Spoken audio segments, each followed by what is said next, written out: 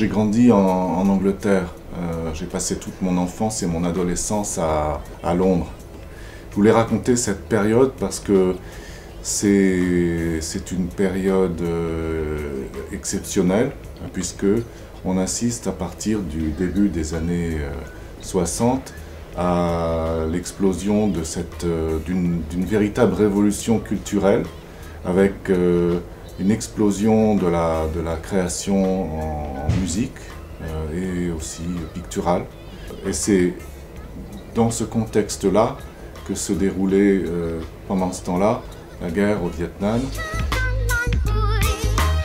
Les gens en Occident se positionnaient et on était soit colombe, ce qui était le plus fréquent, soit faucon, ce qui était plus difficile à avouer. Nous étions les enfants d'un ancien fonctionnaire de la République du Vietnam, c'est-à-dire le Sud-Vietnam, ce qu'on appelait le régime de Saigon, que certains de nos détracteurs nommaient les fantoches de Saigon, les laquais des impérialistes américains. Ce jargon avait été courant à l'époque.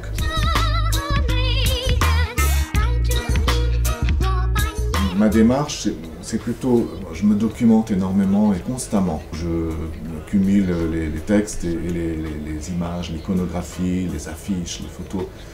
Je passe mon temps à fouiner et à apprendre tout le temps de nouvelles choses. Mais au départ, c'est quand même comme c'est vraiment un travail d'écriture au début.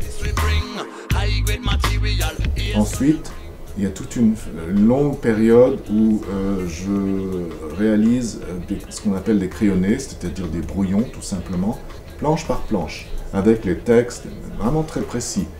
On peut lire l'histoire à partir de ces crayonnés. Ce sont ces crayonnés que je reprends au propre sur du papier, que j'encre et que je mets en couleur.